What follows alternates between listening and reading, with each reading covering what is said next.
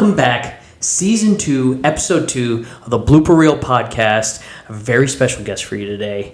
Originally from Wyoming, he is a comic book artist and an animator. He's actually going to SCAD, the Savannah College of Arts and Design, getting his master's in animation. Very funny comedian, very good friend of mine. Please give it up for Toby Thompson. What's up, bro? Thanks for having me on. I need a hip-hop air horn, dude. It's an honor to be here. Thank you so much, man. Glad you made it out, bro. I'm glad you make time to do this thing. I'm excited to interview you. Appreciate it, man. I'm grateful. Yeah. I'm stoked. I've been ready for it. I don't even remember the first time. I think it was at Stafford's first time I ever met you. Okay.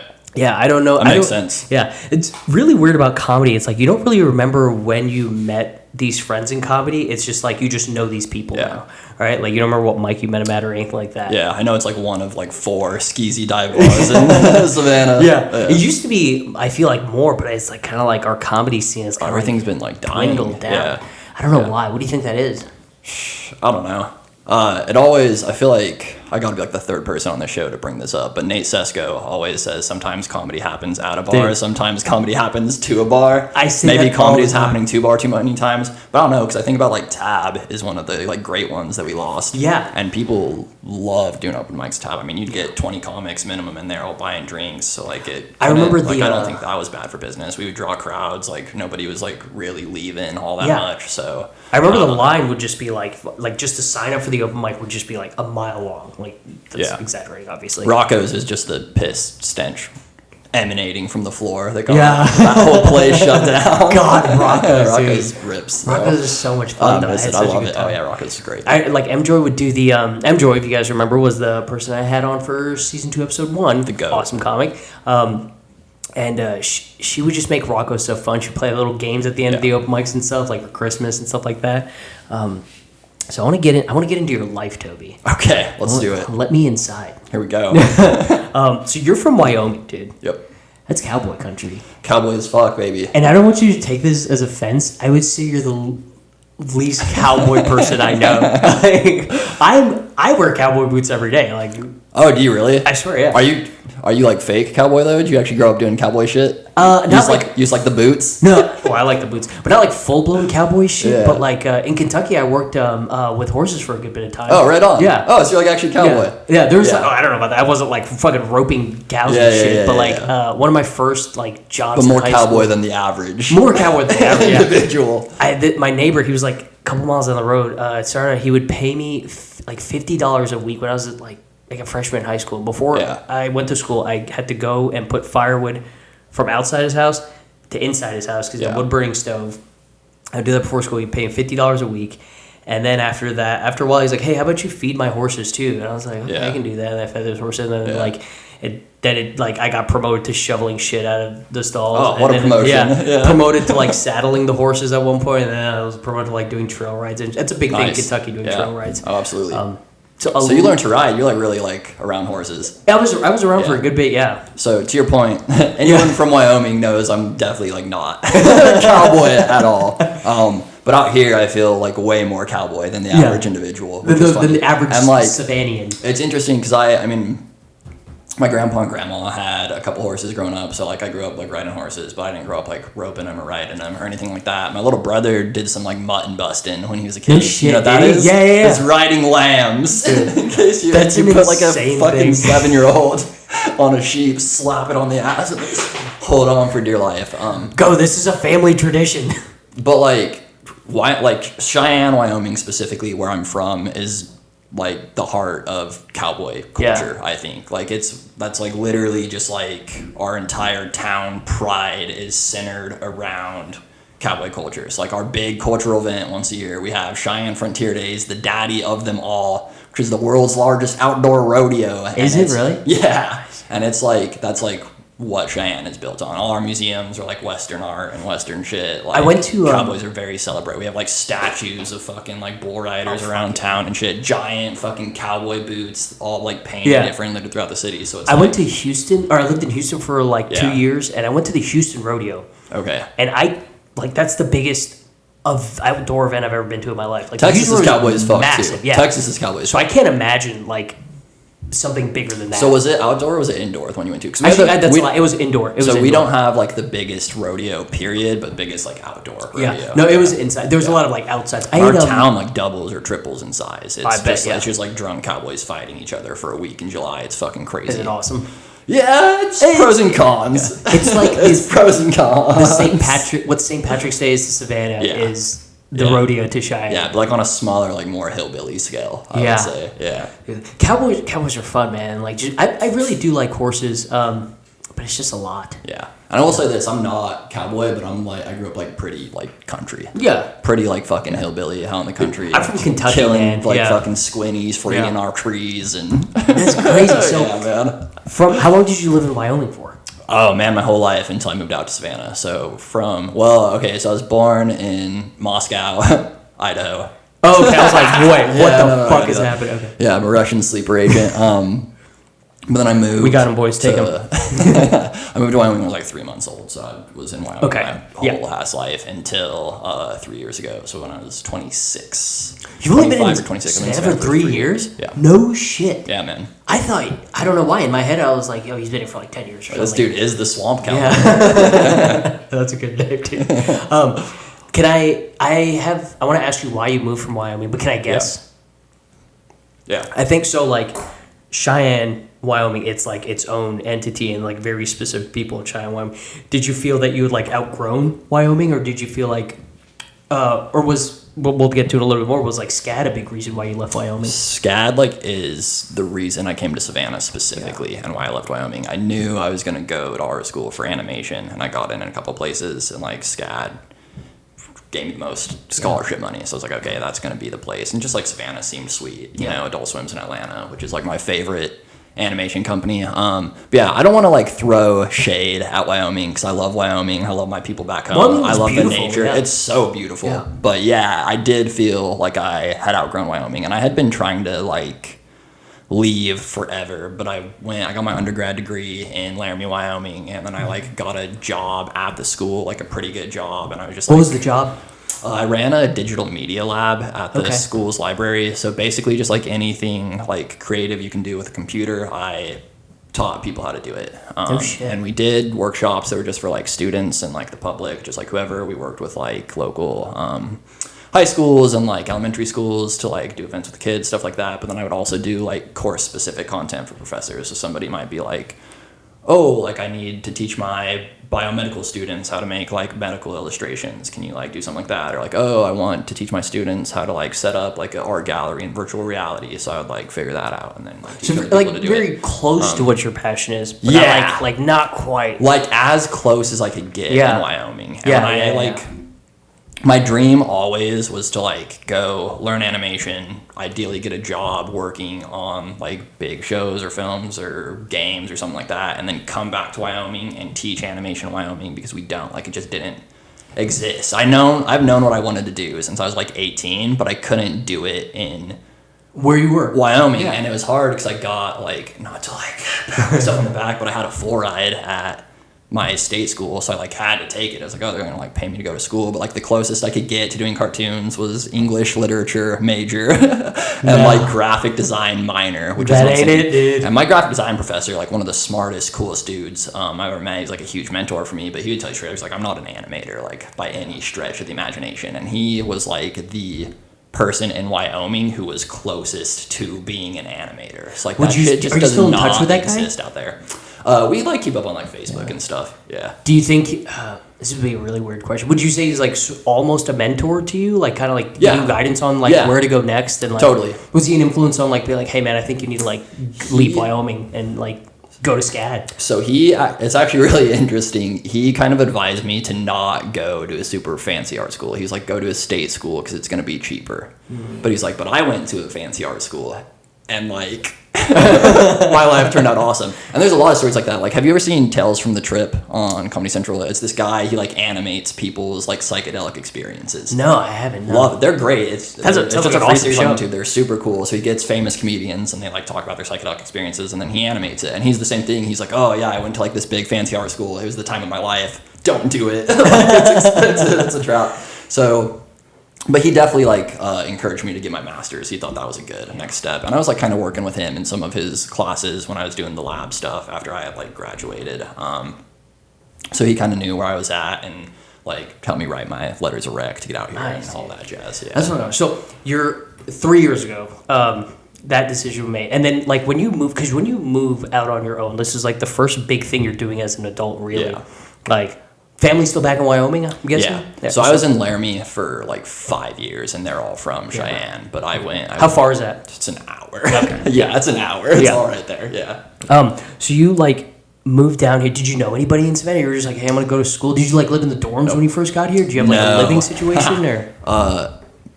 So I was making pretty decent money, and I was working like 3 jobs before I moved out here. So I had that gig at what an animal, dude. That's crazy. Something like that. I mean, they were all like cool jobs, but yeah, I was working 3 jobs. So I was working. My main gig was at that lab, that digital media center. But then I was doing.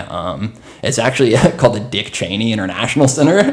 What? Really? At Wyoming. What? Yeah. So I was doing video work for the Global Engagement Center at the like Dick Cheney International Center, and I basically was just like I had a contract to do all the video recording and editing for this like lecture series, all these professors from different departments trying to recruit people. So I was like doing that part-time, and then I also was doing all the like digital media and marketing and like just like tech IT work for the campus's Black Studies Center. It was just, like, did you enjoy it, history. Or did you feel like yourself? I liked all of them, but I was like spread super thin. Yeah. Were you getting swamped? But all this is to say, like, I had a pretty good job, my wife had a pretty good job, and people are gonna like hate where this is headed because pretty much we're gentrifiers. But we bought a house in Savannah, so I could like go to art school, and she teaches at Georgia Southern. She's a professor right here. Really? So our living situation is like pretty. I did not live in the dorms. That's awesome. We like bought a house out here. Yeah.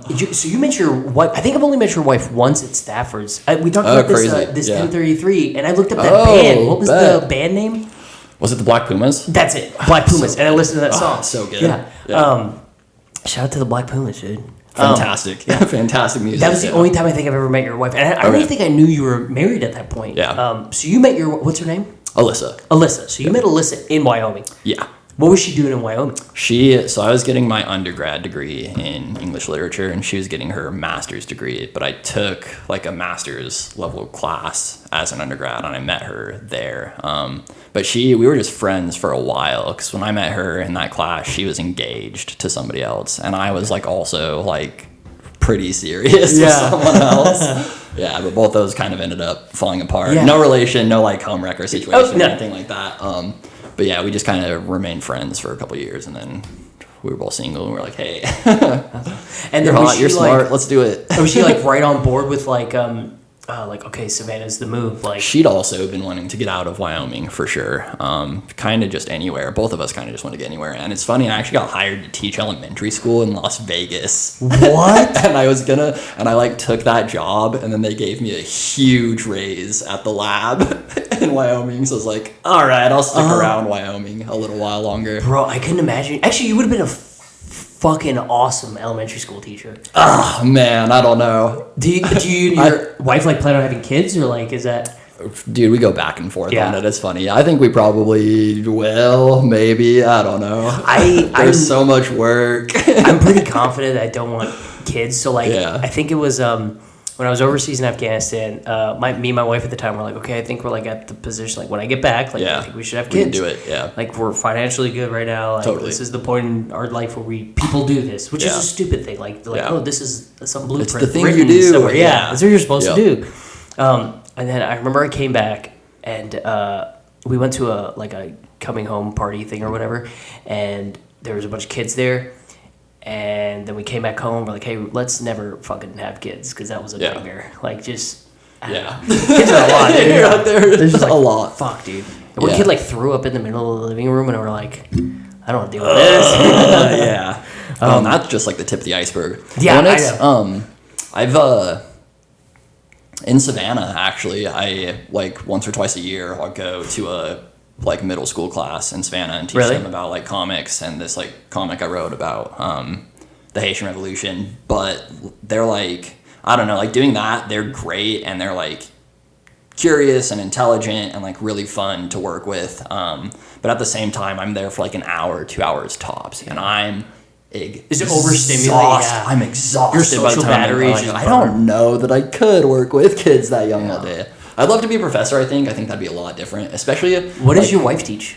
She teaches writing. Writing, okay. Right. Nice. Yeah. Does she do any like writing on her own? Like, does she have any projects that she's working on? Oh yeah, she's a poet. She's a poet. Oh yeah. Do you remember West Broad Bandshell? Yeah. Yeah. Do you remember they used to have a poet that would go? I wish I knew his name.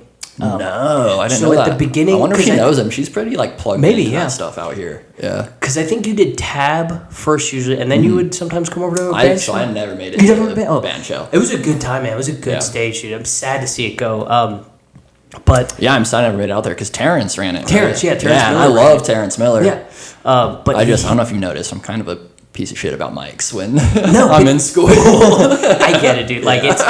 Well, Sesko, Nate Sesko, shout out Nate Sesko. He was out of the scene for a bit because he had like midterms or something. He's like, I can't focus on anything else but this right now. Yeah. And I barely made it through a semester and a half of college, so like I totally understand. Yeah. He and I are in the same building. Are you? With no windows, doing our game design and animation stuff, that's respectively. So cool. Yeah. But there was a poet that would come. He would have him usually it was a poet that would go before any of the comics. He would kind of like warm the crowd up. It was super. Oh, nice. It was so nice. Like, damn. He had this thing where he would he would start out with like, I'm going to teach you guys how to be a dope crowd.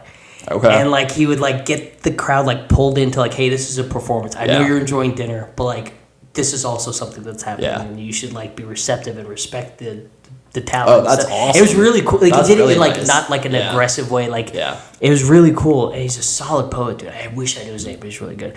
And I asked him, I was like, he does music too. And I was like, do you ever have a song that you're working on and you just can't quite get it right? Do you in your head think like this song wants to be a poem? And then vice versa, like does this poem, like it's not working as a poem, it doesn't have the right feel. Does this poem just want to be a song? Yeah. And he's like, all the time. Yeah. Like, all the time. Like he'll just struggle with it. And he's like, I'm trying to make this a song, but it's not a song, it's a poem. Yeah. So I thought that was pretty interesting. It's cool that he can do both. It's cool that he like has the outlet. So he's like, oh, this isn't working. Well, I mean, that's similar to you too, right? So, I mean, we can go and get into it right now. So you're working at getting your master's in animation at SCAD right now. First, let's talk about like SCAD is a big deal in Savannah. Yeah. Usually, like Savannah and SCAD are just do what? I said controversial. They're like synonymous with each other, right? I have a joke I do about this where like everyone in my hometown went to like one college. Yeah. It was Western Kentucky University, like great college, Bowling Green, Kentucky. But then my one friend, he went to applied to SCAD, and he came down here and went to SCAD, and we were like, "What the fuck is SCAD? We don't know what that is in Kentucky." And he's like, "It's great like arts and design college and all that stuff." So how different? Because you went to college before that, right? Yeah. Like, how different would you say SCAD student experiences from like just regular college experience? It's night and day. It's a little bit different since I'm a master's student. Because I'm not like in the dorm and like just like that makes sense. Like the undergrad life is a lot different, and it's like harder to like do clubs and stuff because the workload's a little bit different for grad students. But honestly, they're kind of the same thing. But like I remember being blown away distinctly by two things. My like first time visiting the campus here, and it was the technology in the lab.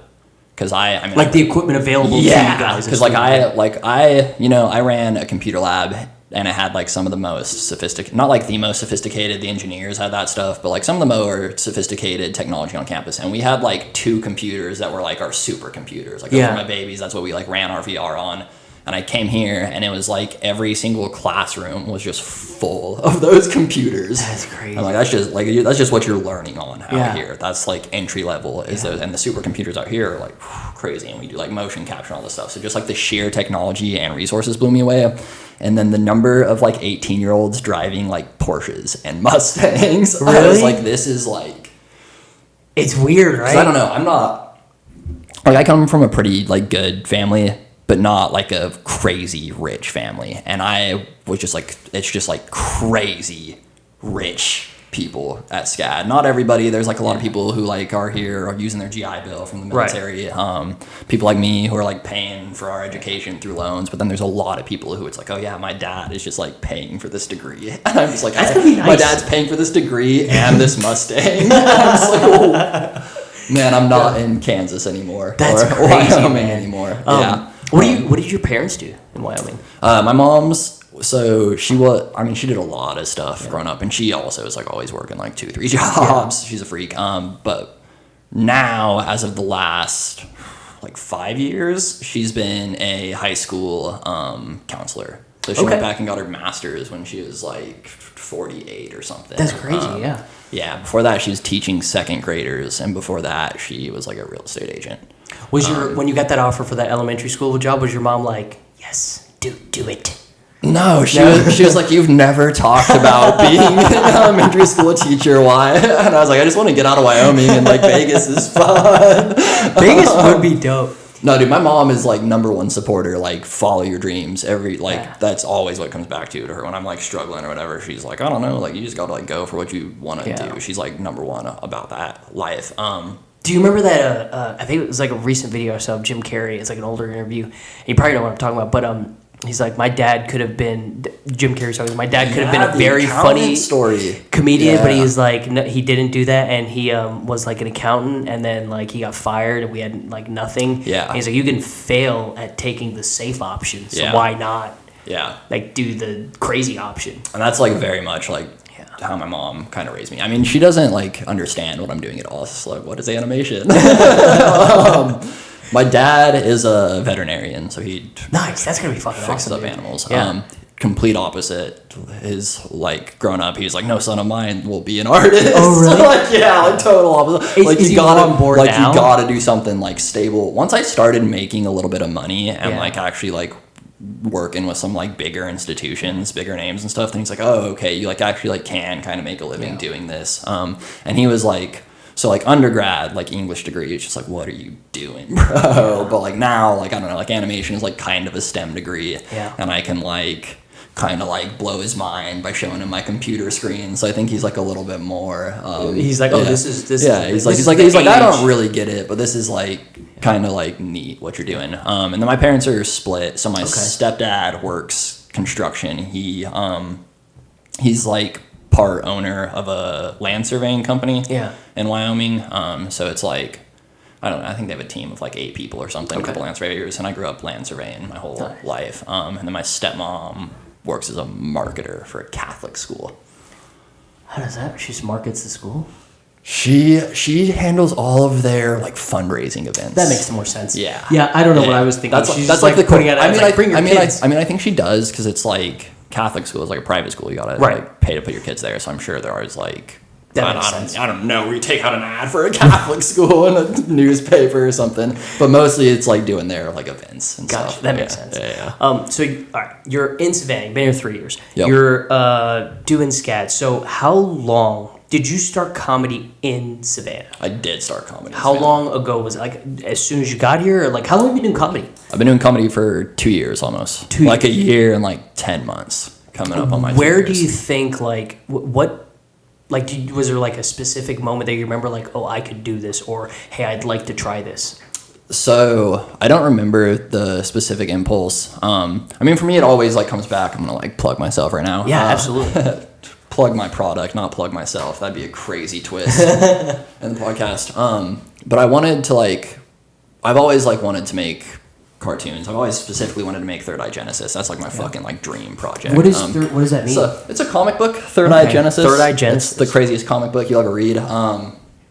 It's a series my friend and I are working on, so like this is the first episode, but I'd love to like animate it someday. Like honestly, like that's the dream more than just like being an abstract animator. But I wanted to get better at writing comedy for like cartoon stuff. Yeah. But at the same time, like I've always grown up, I've like loved comedy. I love watching comedians, and I wrote, like, 'cause I have it in my phone, I wrote my first joke for stand-up 7 years before I got the like balls to hit up my first open mic. So I was sitting on it for 7 years, dude, and like writing like That was when I wrote the first one, but I like written like you like fine-tuned it and adapted it and changed it. And like wrote some sets and like just like wasn't doing it. And I had the excuse when I was in Wyoming. I was like, oh, you can't do it in Wyoming. Like you have to drive to Fort Collins, which I don't even want to bitch about to you because it's like a 40-minute drive. Yeah, it's like a 40-minute drive. Oh, I was like, oh yeah, like I can't do that. I'm like in Wyoming, it doesn't exist out here. And then I moved out here and there was like all these open mics. My cousin actually started clowning me. Like we'd talk and keep up, and he's just like, "Oh, you going to a mic yet? Like you still being a bitch about it? Like, it's like, are you gonna do it? Like what's happening?" And then, yeah, I went to Tab, and I was hooked. I was addicted immediately. It is addictive. Yeah, and I wanted to do it. Like I literally wanted to do it to get better at writing for just like cartoons, fiction, whatever. Yeah. But then I did it once, and I was like, "Oh, this is like." Give me some more stand up. This is crazy. What is it? Serotonin or whatever the fuck chemical in your brain is like, hey, this is awesome. Do it forever. Yeah. So similar to that poet I was telling you about at band show, right? Yeah. I wish I knew his name. I'll put it in the YouTube comments later. But do you like funny things that you write in your comics? Do you find sometimes seeping into your stand up and vice versa? Like, do you like do a joke and you're like, this isn't meant for stand-up, this is more for a story in my comic?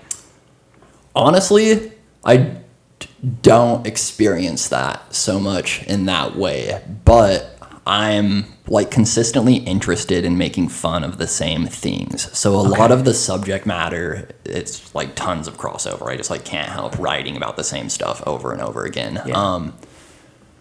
But I don't think I've had the experience where I'm like, oh, like I'm trying to make this character like say a joke, but maybe it could be like a stand-up joke. But more so, I'm like always interested in like how can I make fun of like systems of power and like politicians, that sort of thing. How can I like make fun of like religion, like those systems of power, that sort of thing. So just like those interests always are like bleeding into everything I'm doing. That makes sense because it would just be like you'd have to come up with two different sets of premises and storylines, and that would just be a lot. But are you saying like you'll same like category, but then you like approach it differently in trying to find the funny in it. Yeah. I like and I mean for like this, it's like everything is for the cartoon, the comic, everything's like dialogue driven, which is a little bit different than in stand up. And sometimes I've tried to tell like stand up jokes, they're framed as a story, so those are kind of written the same way, right? It's like he said, she said, he said, she said. But I feel like I'm not great at doing those in stand up. But like writing dialogue, I feel like I'm like not bad. I thought I would be good at because there are like good storytelling comedians, like Bergazzi is a good one, Segura is a really good one. Yep. And I was like, oh, I think that's what my thing is, and it's not. Yeah. Because I think I like add too much to it, and then the crowd's just waiting for the punchline. Yeah. But to me, the story is funny all the way through because I'm like experiencing the funny while I'm telling the story because I was there when it happened. Yeah. I'm not a storyteller. Man, now that you put it like that, that's happened to me a lot. Yeah? I think I'm like, this is one joke, 5 minutes, and there's gonna be a laugh every 30 seconds. Yeah, because then I get up there and like nothing. It's just crickets the whole time. Yeah, it's a nightmare because it's like half-hearted when I get to like the last punchline. Do you commit? Like you're halfway through. It's like, do you commit? You're like, I don't think this is gonna pay off, or do you just abandon it? Like, I usually commit. You commit because if I'm doing it at a show. Like if I'm paid to do it, I'm not doing jokes that I don't know if they work or not. I mean, maybe if there's one on the edge, I'll like slip it in the middle and like see how it does with a paid crowd. But in an open mic, I don't. If it's going bad, I don't care. That's also very funny. Thank God for open mics. Yeah. Thank God for open mics. Yeah. It just saved me a lot of embarrassment. No, you got to commit to the bit. Have you ever tried writing, like when you've written storytelling jokes, do you deviate from the truth quite a bit, or do you try to keep it with the story? Because I've had some jokes I feel like that are pretty successful that are story driven, but I like deviate pretty far from the reality of the situation, or I'll like combine elements from different stories that are all real, but when I tell it as like a single story, it's like, no, that's like a completely jumbled chronology. That's not how it happened in real life, but it's funnier if it all happened like as part of the same. I will deviate from it, not like too crazy, because dude, I'm telling you, like funny shit just happens to me all the time, and I think, or maybe like I just find the funny side of things, which is what we do as comedians. Like you just have to find funny things in regular everyday shit. Like but and me and MJ talked about this. I think exaggeration is a huge tool to have. So like. One example is I told a story about going to Disney World and like food is crazy expensive, and I got this $30 fucking burger, and as soon as I got the burger, one of the kids I was with sneezed on it, And which didn't happen, okay? Truth time. No one sneezed on my burger. Do you eat the burger? Yeah, that's the joke. It's okay, so do I? And I wrote it there okay, so do I eat the sneeze burger? Which didn't get a laugh, and I was like, guys, that's funny. Cool. No, that's great. Sneeze burger, that's great. And then it's or do I just throw away $30? Yeah. And the joke goes okay, so I called the waitress over. I was like, hey, I got this burger, and this kid sneezed on it. What do I do? And the joke is, she leans into me and whispers, "That's Disney, bitch," and then sneezes on me. Sneezes on you.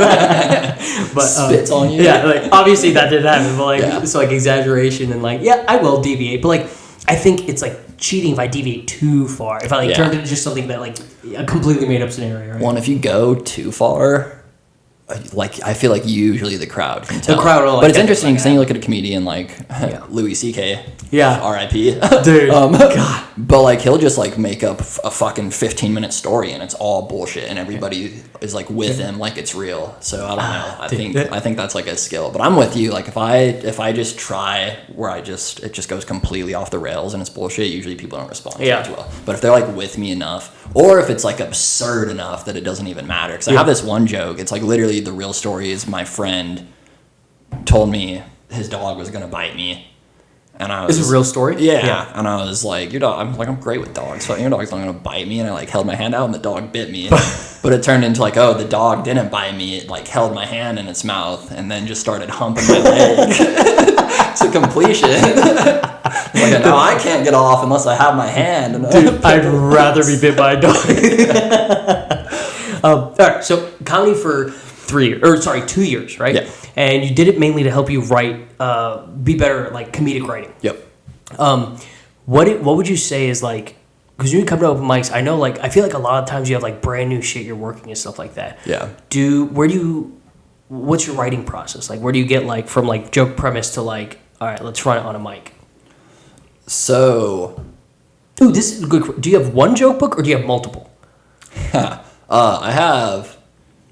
I have one until it falls apart. I'm really hard on things, and I get cheap joke books, so I'll keep it, but then I'm taking it with me everywhere, and it usually falls apart halfway through the joke book. So I have multiple joke books, but only ever one at a time. And I do most of my writing in my phone. Okay, I can't do that. I need pen and ink. I do the vast majority. I don't know why. To me, it's just I don't like it. I need to have pen and ink to write them down. I just like having the convenience of the it? immediacy. Yeah. So my process, it kind of depends on the joke. And it's funny you say your sneezeburger joke didn't get the I love wordplay. I love puns. I think that shit's so funny, and I hate when a crowd is just nah. What the fuck? Sneezeburger's genius. Sneezeburger's so good, but jokes like that, they'll just hit me. I'll just be in the store. Do you know I don't want to steal Bob's bit, but I'm going to. Thanks, Bob. But he has that joke. He's just what's Forrest Gump's favorite kind of pasta? I don't remember what it is. Penne. And he said he's just at the grocery store looking at a box of pasta, and that's what came to his head. So a lot of my wordplay jokes and something like that, I'll see something and I'm oh, that kind of sounds like this. That's pretty funny. Last time I saw it, he was at McDonald's when it was just the comics. Yeah. And shout out to Matt Hogan for hosting that spot on Wednesdays. And what was it? Les Bernardo da Vinci. So fucking So Leonardo da Vinci, let's just run through the bit. Why not? Leonardo da Vinci, fun fact, invented scissors. Lesser known fact, his sister, Les Bernardo da Vinci, invented scissoring. Just stupid. I love it. So dude, I told that joke at McDonald's, and I got a pretty good reaction. Yeah. And a couple comics was that's Les Bernardo da Vinci. That's pretty funny. I mean, dumb as hell, but dude, I told that joke at Stafford's the night before. Literally all comedians, and just nothing.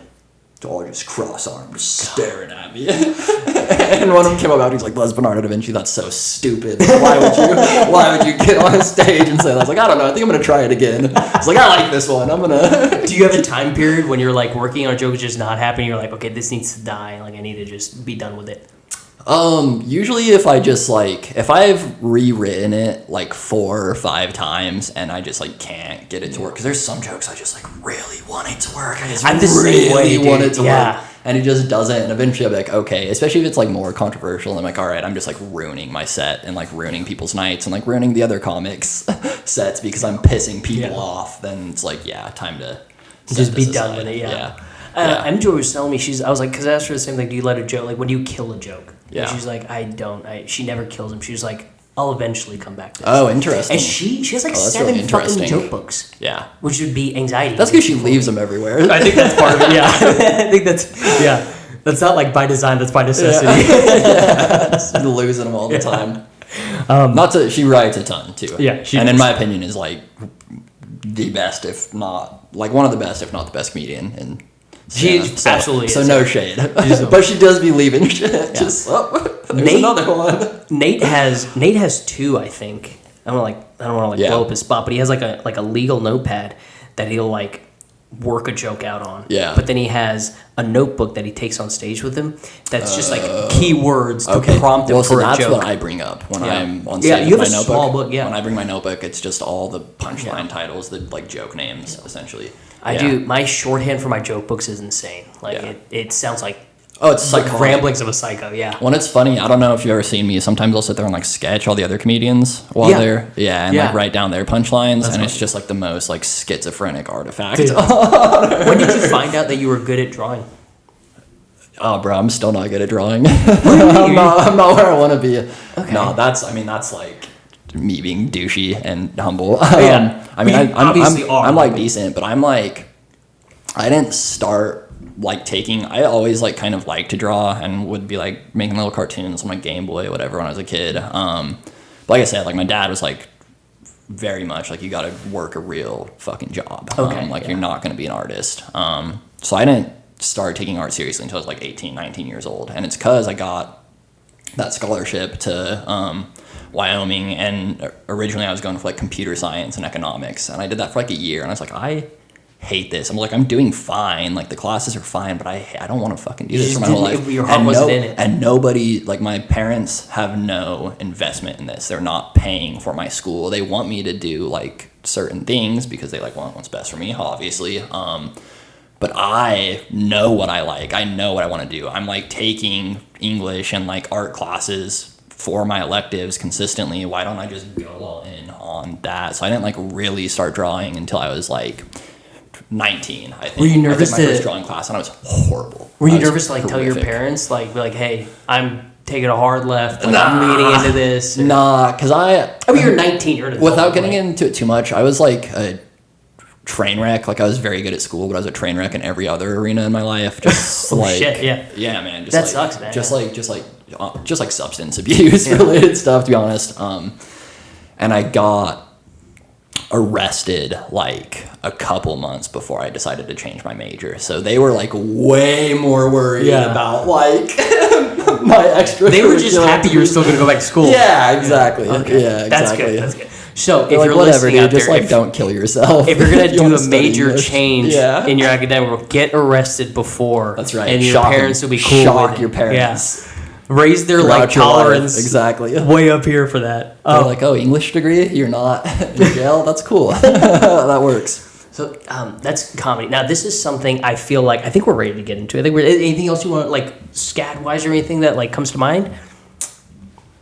SCAD. No, I could talk about SCAD. I think there's a lot to talk about it, but there's so much. It's a great school. It has a weird reputation in Savannah. I mean, we could talk about that. Like locals really don't fuck with it, and I kind of see why. Do they really not? I didn't know that. It depends. It's really divisive. Some people really like it. They're like, oh, it brings money to town. Some people are like idiots. And like kids, like I was hooping at the Y with Brett, shout out Brett, and some like 8th graders, and they literally use like SCAD students like a slur. They're like, you play ball like a SCAD student. Get the fuck out. That's crazy. It's like, yeah, and like it is like very, I mean, it's like a rich ass art school buying up all the property, so there's like the gentrification aspect, make people mad, but then other people are like, oh, it is like the entirety of the economy and like renovate it down, whatever. Because they like buy buildings and like renovate them for like and use them for like, classes and shit. Yeah, right? And I'll say, I mean, last note, just to like plug scat. Honestly, it's a fantastic school. The education I've gotten is like more than I ever could have dreamed of. Well, you're saying just with the facilities alone, like how could you? Yeah. You have all the resources. Well, and all my professors, it's like, oh, what did you animate? It's like, oh, I worked on The Incredibles and Ice Age and like every freaking film you grew up watching. And it's every professor's like that. It's like, oh, I just like finished working on Archer and then decided. Oh, you made my childhood fun. Got it. Yeah. Yeah. Okay, so this is the thing I want to talk to you about. Okay. And you made a post about this. I think you feel very strong, and I think I do. Yeah. So, and you, for the audience, I think this is something that like is pretty big in everyone's life, or will be pretty soon. This whole AI thing, dude, is crazy to me. Like at first, it started. I was like, oh, like your Google will give you this answer for the AI, and then it like just grew and grew and grew, and I'm like, my buddy at work, he was telling me there's an AI thing. And I may be fucking this up, but there's this AI thing that you could like prompt to make money for you. Yeah. And like you'd be like, I don't know what the fuck it's called. And I might be butchering this, but he's like, hey, like put the prompt like, hey, make some business or whatever online that makes money, and then it'll go and like do that. Okay. And like hire other AIs. And like it works? Has it made him money? No, not yet. I think he's scared of like, but he like did research. Like some guy made like a crazy money on it. And I was like, this seems illegal. But I won't say his name because what if it is legal? But like there's just so many crazy things. And the thing with being a creative person, right? Like so doing stand-up comedy or like animation or like just anything that requires like art or creativity. I think there's what's that quote? It's like I don't know who wrote it or wherever the fuck I heard it, but like when they invented the bow and arrow, like this is the end of bravery. Yeah. Because you can attack someone without or kill someone without like looking at them. So I was like, okay, well, is AI the end of creativity? Like that's a scary thought. I mean, that's a huge that's a big, huge question. I mean? Like is creativity will always exist, but won't people always take the easy way route always? This is like the douchiest, most academic answer I could give, so I'll just say it and then I'll get real. From like a critical theory standpoint, and sorry to all my critical theory professors over the years because I'm sure I'm about to butcher this, but like meaningful art has kind of been dead for a while. We're kind of like stuck in this movement that's the contemporary that just like is everything that isn't really accomplishing anything or moving the needle, because throughout history, like I don't know, the importance of art has been like its ability to like I think critique structures of power and like affect social change, and now we don't really see that so much. And we even see like even with like stand-up comedy, we kind of see the biggest comedians in the world more so like reifying like structures of power than tearing them down, like the whole Mothership Kill Tony universe. I mean, if you like that, whatever. No shade, and obviously they do something right. They're famous comedians. Who am I? I'm just like an open mic jokester. But it's all like, okay, we're joking about like slurs and like minorities and like women, this and that. But then you look at like George Carlin and what he was trying to do with his comedy, and he was talking about like punching up, you know what I mean? That's like really you always got to like point, get after structure of the power. So now we have culture that is just like kind of supporting the billionaires and like the capitalists that seek to oppress us and this and that. Like you have, I mean, you like Tony Hinchcliffe is like best friends with Donald Trump and is like very like vocal about that. But for a long time, something like comedy, I mean, dating back even like what Shakespeare was trying to fucking do was like critique the king and like make fun of the king. We're almost like the outcasts, you know? AI is like, I mean, look how it's been used so far. Look at like the White House's page. Right. So it is like making stuff, and I mean, I'm not gonna lie, like there's some like visuals that come out of like AI that are like stunning, but it's like, okay, like critically, what is this doing? And for the most part, it's just making rich people richer on the backs of this is terrible. Like the most vulnerable in society, and they're like, okay, we're just gonna like burn through all the resources, burn through all the waters. Me, dude. It's so scary. There's like 7 Terminator movies telling us not to do this. Dude. Well, it's like really controversial, and it's been really interesting being in like an animation game design program during the dawn of AI. Because for one thing, it's like ruined our industry. Like there's no more jobs. Yeah. So on a very personal, selfish level, I'm very bitter. That's what I'm saying. Like, do you think it like stifles like? Because you have this easier route, like do you think it destroys creativity or like the want to be creative? It's so it's honestly not to be like so douchey about it, but I think it's like one of the big philosophical questions of our time, because even like within my program, there's such a split. There's like people like me who are like, AI is evil, it's bad, it is destroying creativity. I've worked so hard to get good at drawing, and like part of the beauty is the process of learning how to draw and like seeing how you go from being shit to being amazing. But then I have like people I love, like my friends, who are like, oh, like what I really want to do is the animation. That's what I'm interested in. So if I have an AI make a model for me and fix the topology, I don't like doing retopology. That shit's boring, and can rig it for me. Then, all I have to do is animate. It's like, why wouldn't I make this workflow easier? Right. Or if you're a company that wants to make money and you're like, okay, we could pay a background artist to sit there and paint, and maybe they'll paint 1 or 2 backgrounds for us a day if they're like really hauling ass. Or like, okay, we need this like mountain landscape, boom, we have 10,000 options to choose from. So like, I don't know, it does move a creative pipeline faster, and like the process from idea to product is like immediate. So some people would argue like, no, we're in like a renaissance of creativity, because like whatever you think of is just it can like be immediate, instantly manifest. Because like, and you're right, you brought up a point, like art at one point used to be like create movements in a community or like a civilization, like hey, this art movement brought the civilization from this one point in history to a very pivotal point in history. Just like the best art and creativity and stuff like that.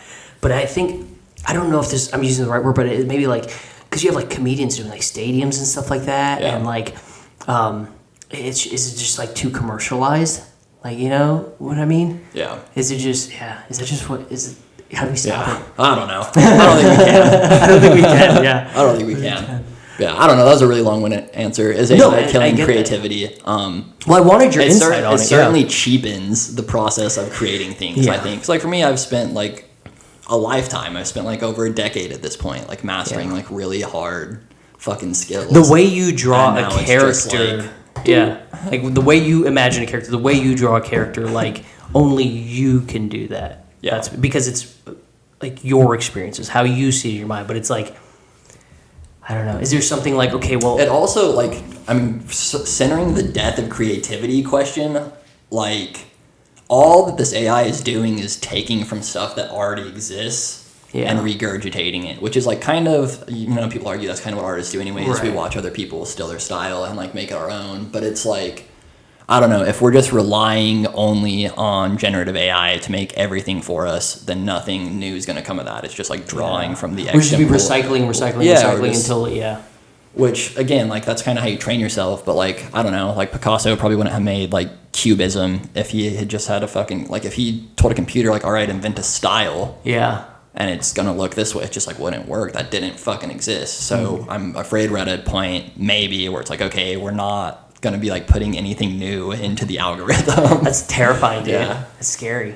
And maybe the only like... That's why we need people like you, dude. I guess. Yeah. I feel like an old man who's like bitching about You're the John Connor in this AI battle, dude. So, who's that? That's the guy in Terminator. Oh, Terminator. He's like the savior. Gotcha. Yeah. You're the John Connor, dude. I did mention this, so I did write this down, but I think on stage, right? Your quality, what do you like? I'm gonna say it, and then I want you to say what you think your best quality on stage is. So what quality that stands out? Great. I would say, for me anyway, it's your cadence when you talk.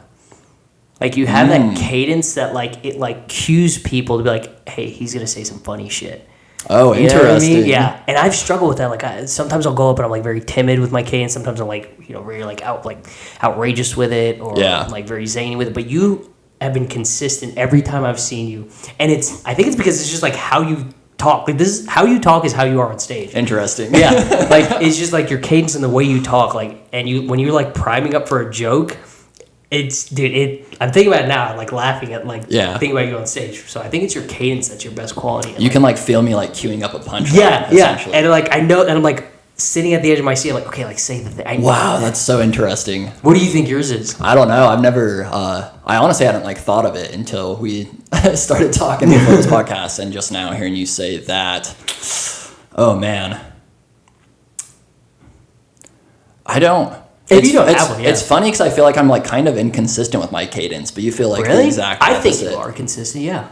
you're like your worst critic. I was experimenting with like, especially, I mean, I'm still very new to it. So the first 6 months, I was just like all over the place with my like style and delivery. And sometimes I feel like I'm still like experimenting with that. I feel my best quality. Maybe it's my cadence. I'm gonna have to go listen to some old set myself up. I think it's just my confidence. I'm like really willing, and it's funny because I'm like a very, very nervous person, and I get like I'll start like sweating. I have to like pee a million times before I go on stage. But then once I'm up there, I just like do not give a shit. What do you think that is? Like, so is it just like having the mic or like being on stage and like having a dedicated audience that like gives you that confidence, or do you just have something in your head like, hey, this is what I'm here for, like, I've prepared for it, I know I'm good at this, like, is that, like, where do you get your confidence from? I honestly, I think I just have always kind of been, like, a stubborn, like, very hard-headed person, and I, for the most part, like, unless you're interviewing me for a job, I don't really give a shit what you think about me. Yeah, that's the cowboy, dude. That's the Wyoming guy, dude. So I'm just, like, willing to go on stage and just, like, say outlandish shit. I just, like, don't really care. And I'm willing, like, I don't know, if somebody's, like, talking over my set in open mic, I'll, like, go up to their table and, like, get in their face and, like, hand them the mic. Like, I just don't. But I've never seen you do it to where you feel, like, you make someone feel, like, shitty. You do it in like a fun way. You're not. Oh, like, thanks. I try to. That's the goal. I've definitely made people leave. Doing shit Those people just don't want to be happy. Yeah. Those people just don't like fun. Yeah. There are some people like I get like the same thing, right? Like comedy happens at a bar, happens to a bar. Yeah. Right. There's some people that are like you just don't like fun. Like you just are a mad, angry person and you don't like fun. That's what it boils down to. And I think sometimes I have to tell myself that. Yeah. But I don't, like, especially, I mean, I've had comedians tell me, like, don't do any fucking political jokes. You're going to, like, ruin the night. I'm like, okay, my whole set just became political. Yeah. Like, I'm going to tell political jokes. I'm going to tell religious jokes. I'm going to experiment with running back and forth, length to length on the stage. I'll try screaming, see what that does. One of my favorites. So, me, I just always thought, like, just, like, being willing to, like, try. Maybe not even, like, confidence or courage, but just like the willingness to try shit, I think, is, like, a strength of mine. One of my favorite sets you did was at Stafford's, and it was the steps to be a good open mic comic. Oh, I should bring that back. I've only done that twice. I can't even remember the funniest shit. And, like, it's funny because I don't remember who the comic was, but I was like, hey, how's Stafford's? I was like, oh, Toby did this bit where he, like, broke step by step what it is. And, like, everything was so on point. And, like, they started laughing at me reiterating it. I was like, okay, like, this is a funny bit. Like, dude, it was so good. I should bring that back. What's hard about that one is I feel like it only, like, that's, like, strictly an open mic joke. Yeah. For, like, the other comedians, kind of. Yeah. But maybe I don't know, I could try it with, like, more of a crowd. Comedians are the hardest people to make laugh in a crowd. So if you found a bit that, like, specifically makes comedians laugh, that's gold. That's genius. But, like, the average Joe is like, oh, you have to move this mic stand? That's what you tell. Why? Why? He's like, you just fucking have to, dude. And did you see me do it? I did it at Stafford's, and then I did it again the next night at McDonough's, and I started doing, like, 12-step literature at the end. That's awesome. No, I didn't. I only saw it at Stafford's at one time. Conscious contact. Step 11. That's fucking awesome, dude. All right, so believe it or not, we're almost like at an hour right now. Oh, dang. Yeah, and we still have the best part. Yeah. I want to hear. The core. Toby Thompson, about your very first open mic. I think you mentioned earlier it was at Totally Awesome. Tab. Yep. Right? And this is 7 years in the making. Yeah. Right? 7 years, which is fucking insane. Yeah, dude. So you're, and like, you knew you were going there to do an open mic, or were you there and you're like, the opportunity's there and just jumped? No. Do you think I waited 7 years and then just jumped, dude? I'm such a coward.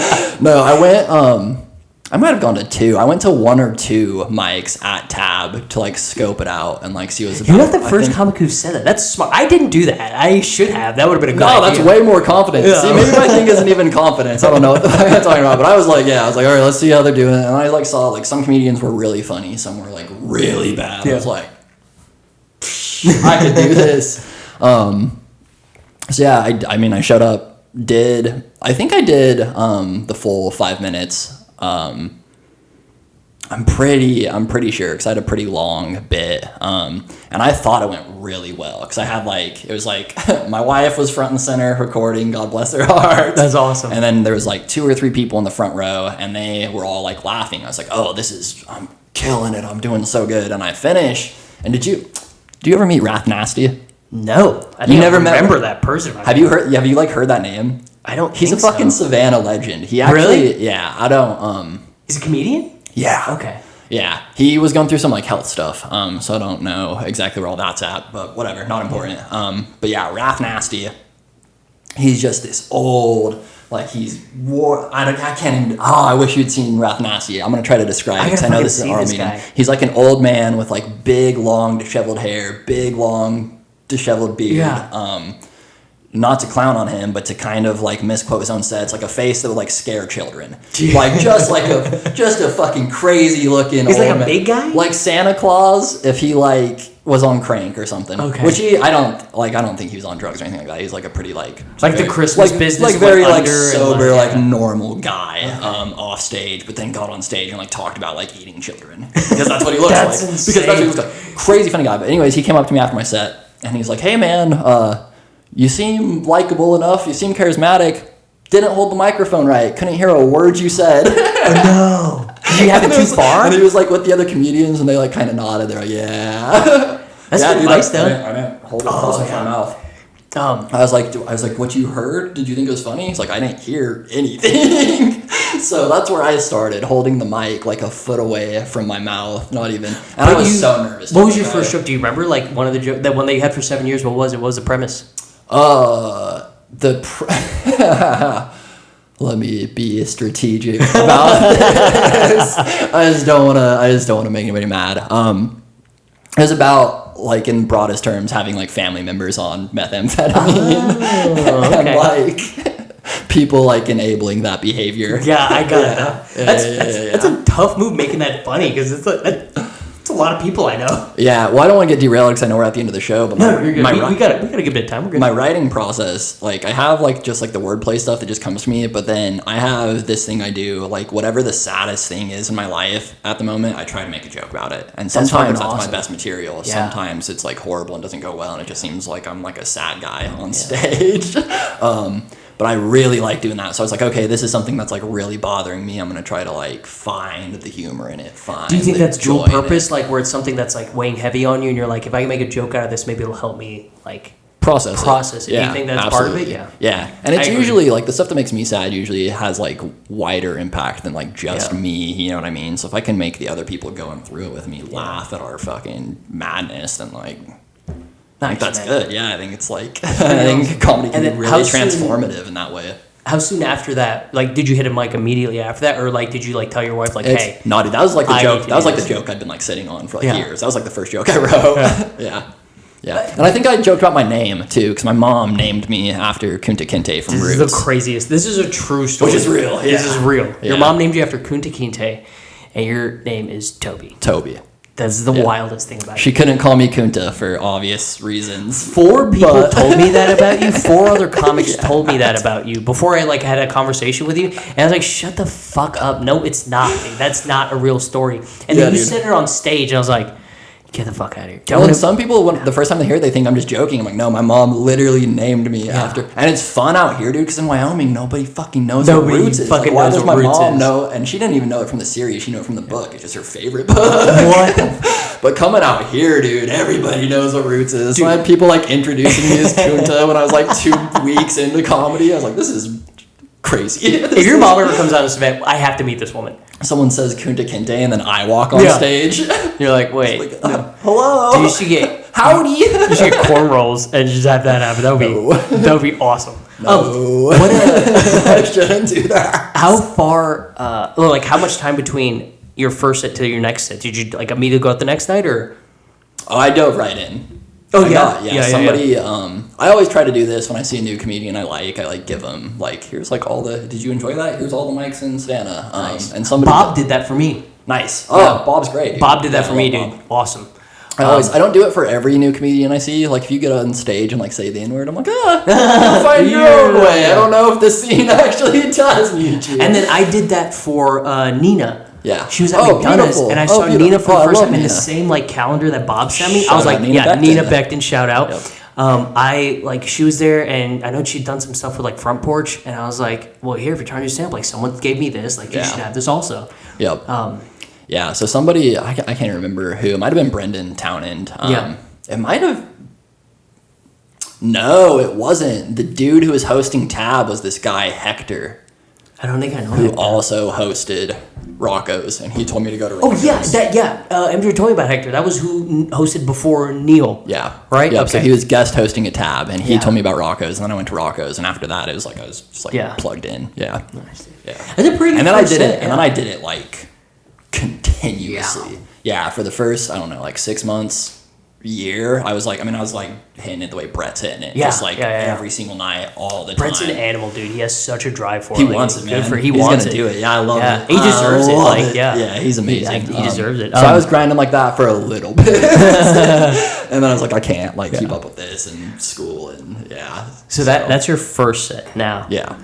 The bad side of it. What is your worst set? Like your set that keeps you up at night. You still think about it, you're like, ugh. Yeah, I hate when it comes up, and I hate when other people talk about it too. I was like, fuck you, why are we doing this?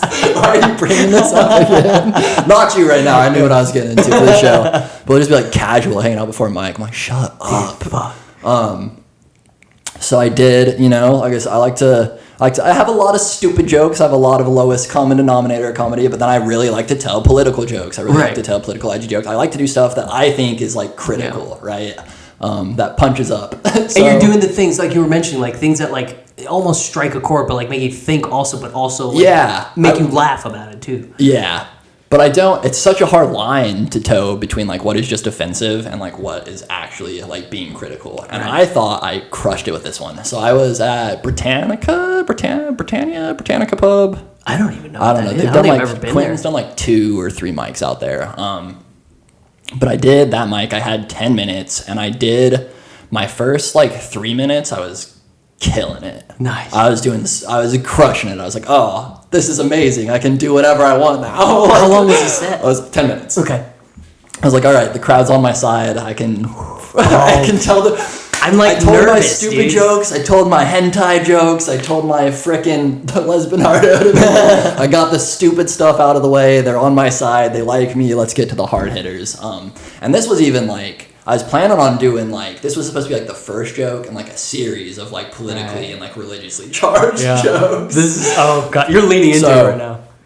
I told this joke. I don't even remember exact, because I like refused to do it again after this. But the framing was like, that like the late stage capitalists are trying to devour us when they're selling us slave robots for a discount on Black Friday. And I said that joke, and this white lady at the bar stands up. She goes, "Oh my fucking God!" What? Stands up and screams and just walks out. And, like, the energy in the room, like, shifts. But, dude, so she's there with, like, 2/3 of the crowd. They're just, like, all in a group together. So it's, like, the majority of my crowd is with this lady. So she said, "Oh, my God." Storms out. Comes back in. And it's like, "We're leaving." So, like, gathers all of her friends. And it's like... What? And I'm like, "No, lady, if you think about it, I'm being critical of the tie between capitalism and slavery. I'm not just like, oh, so I'm like trying to like explain my joke. Which is not a good time. Which is not a good time. And her husband, who's a black guy. Yeah. Her husband is like walking out, and she like walks out, he turns, he's like, "Don't worry about it, bro. You're like doing fine." He's like, "You're doing okay up there." You know what's funny? So I was like, okay, cool. Majority of that crowd probably did think it was funny, but then that one lady was just like, "No, I'm not having fun. No one else has fun." And it threw me. So Did you spiral? They all left. Yeah, and I like completely lost thread. So like, okay, I'm not going to tell the rest of my political stuff I lined up. They think I'm racist now. I was trying to do the opposite. So they all leave, and I'm like, I stumble through my next joke. It might have actually been, I know I said I did like the hentai stuff, but I think I tried to like get them back on my side. And I started to do the like animation hentai stuff, and I literally said something hentai bukkake fucking. the crowd just not on my side. And I look at M-Joy. I'm like, how much time do I have left? She's like, 4.5 minutes. That's a nightmare. That's an eternity, dude. That's a whole other set. That's a whole other set. So I had, it was really nice actually. Like the people who were still there, like moved in closer to the stage, and they're like, keep telling jokes, whatever. Like we're having fun. What an awesome crowd to have. Yeah. Fuck that one lady though. And it was good too. Like I don't want to like harp on this aspect, but this is why I offended her. But there was like still like black people and like people of color in the crowd who were like, we're like having fun. Yeah, like, keep telling we get where you were going with it. It was like. But yeah, I just did horrible. I just ate shit for another 5 minutes. I was like looking at my notes after that, like just like completely like threw me. And dude, when MJ said I had 4.5 minutes, I just like died inside. I think I immediately just like turned red and started sweating. Dude, I fucking. And I felt bad, dude, because Tracy was up after me. Oh no! And I just like chased out the whole. How long was this crowd? 2 months ago. Get the fuck out of here! That's 2 months. That's fresh, dude. That is fresh. And by far my worst. I've had sets where I've like walked a couple people, right?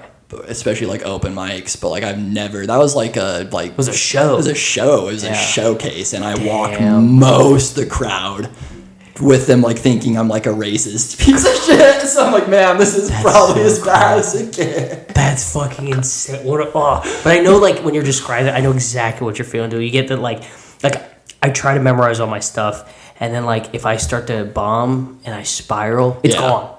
Yeah. All my memory's dumped. I'm stumbling over Joe. It's a nightmare, dude. Oh, it was horrible. It's the worst film. But, and close second, I'll fly through it real fast. Yeah. Jameson Slater, shout out Jameson Slater, love Jameson Slater, booked me to do a show at a yoga studio. Interesting. The headliner was, like, a clean Christian comic who like plays a trumpet and like he was very funny. Carter Deems, shout out Carter Deems. He was hilarious. Yeah.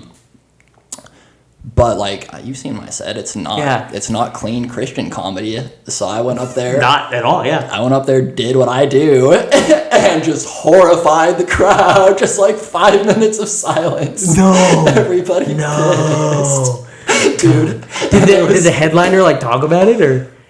No. There was still a couple people between me and him, and I think Andre went after me and crushed. Andre went after me and crushed. I don't think I've ever seen. Shout out to Andre. I don't think I've ever seen him like be shaken on stage. Yeah, you know what I mean. I think he just like I don't know how he powers through. He did great, and the headliner like murdered. God, they were. I want to see this guy. I want to look this guy up there for what I was. Selling, and one lady was like clapping at the end of my set, and Jameson was like, "Oh, you liked him? That's good." And she's like, "I'm clapping because he's gone." Oh no! I'm clapping because I was like, "Oh my god, dude, that's terrible." No. Fuck, that's awful, dude. That one was bad too. Yeah, that's rough. And it was like sold. Which one's worse? It was like sold out Which show. Which one's worse? You think? I think the second one. You think the second one's worse? I think so, yeah. I don't know. Because at least you got some laughs. And you just had one bad person ruining a vibe. Like, that doesn't mean your material was bad. Yeah. I don't think your other material was bad. It just wasn't for that crowd. The first one, I felt worse after. Okay, man. Yeah, the yoga studio was like, this sucks, and Jameson's never going to book me again. Yeah. So that's a bummer. Yeah. Which I'm sure is not the case. He knows you're funny. He knows you're funny. Yeah. No, I'm clapping because he's leaving. Fuck. That's a rough lady for real. Well, that's funnier than anything I said my whole set. Shut up. That's your first set worst set, like dude. That. God, that's a nightmare, bro. Yeah. But yeah, dude, that's the pod, dude. All right. Yeah, let's go, man. So, are you doing Portal tonight? Maybe. Yeah. So this podcast is going up on Friday, as you guys know. But today is Monday, and there's an open mic hosted by Andrew. We're doing the Portal Bar. And you want something fun? Me and Tracy are gonna do. So Tracy Hardy, you guys have seen him on the podcast now. I'm writing down 5 premises. And then he's going to write down 5 premises, and then we're going to get it like a minute before we go up and switch. Switch? Yeah. Okay. I think that would be fun. Right, let's go. I was like, let's just try it. Like, let's just go. See, like, it might be fun to do. It'll make you better at improv. Yeah, or might be a train wreck. A nightmare. It might be a train wreck. This will be my worst set. But no, dude, take your time. Fucking let the people know where they can find you. Plug your comic. Let them know, man. Definitely. Okay. Toby Thompson art on Instagram. ThirdEyeGenesis.com if you want to buy the comic. That's really it. Hades Freedom, The Revolution Begins. Free to read on Webtoons. So if you want to read something serious, also that. But yeah, mostly Third Eye Genesis. That's my passion project. Fuck yeah, dude. Cool. Hey, thank you so much for coming on, man. Thanks for having me, man. I fucking love hanging out with you, dude. I appreciate it. Hell yeah. Awesome, brother. I'll see you. Sam.